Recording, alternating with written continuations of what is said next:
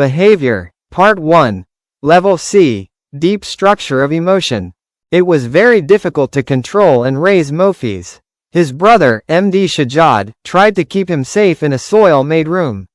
Before locking him inside, his elder brother gave him some chocolate, made of sugar and deep-colored, shaped like a coin and placed on the head of a bamboo stick. When they came back from their work, they checked whether Mofiz was sleeping or playing. If the door was opened carelessly by anyone, Mofiz would quickly run out to find an open place. But when his brother opened the door, he could easily catch him and carry him on his shoulders to the pond, because they bathed together. His brother taught him proper swimming every day, so Mofiz learned to swim at the age of 5. In the very difficult natural environment, Mofiz was raised carefully, even though he was a daredevil. After a few days, his brother realized that Mofiz was starting to understand things. How to keep his lesson books, how to go to his classroom, how to sit on the short branch, and how to place his books on the long branches. But after the tiffin bell rang, no one could find him.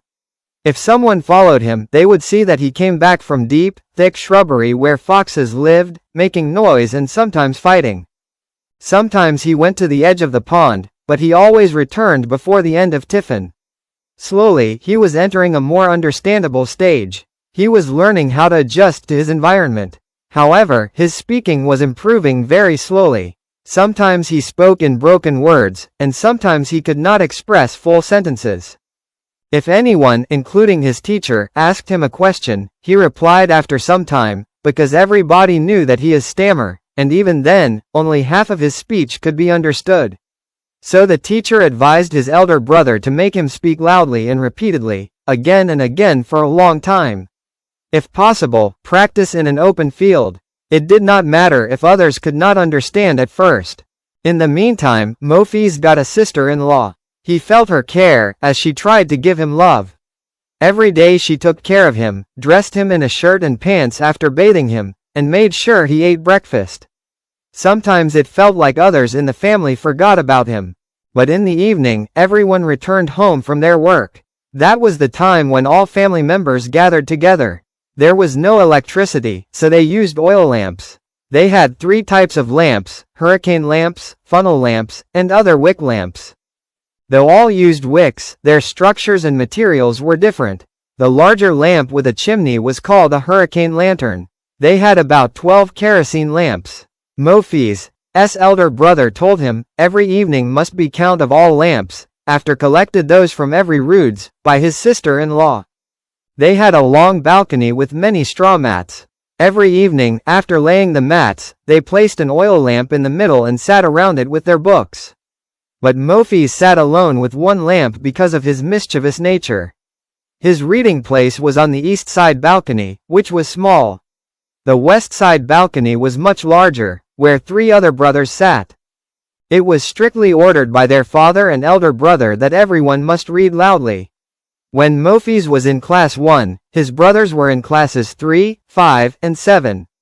This system influenced everyone. The age difference between siblings was at most 2 years, so books did not need to be bought repeatedly.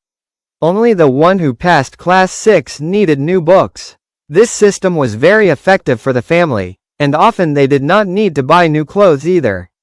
However, it became difficult to continue education after primary school. Marat village had no high school. The nearest high school was about 3 kilometers away. This distance was not long if there had been a good road. But during the rainy season, the path went under floodwater. After 6 months, when the path reappeared, it was covered with snail shells, dead crabs, snakes, fish, and other remains. The area was filled with water hyacinths and water plants.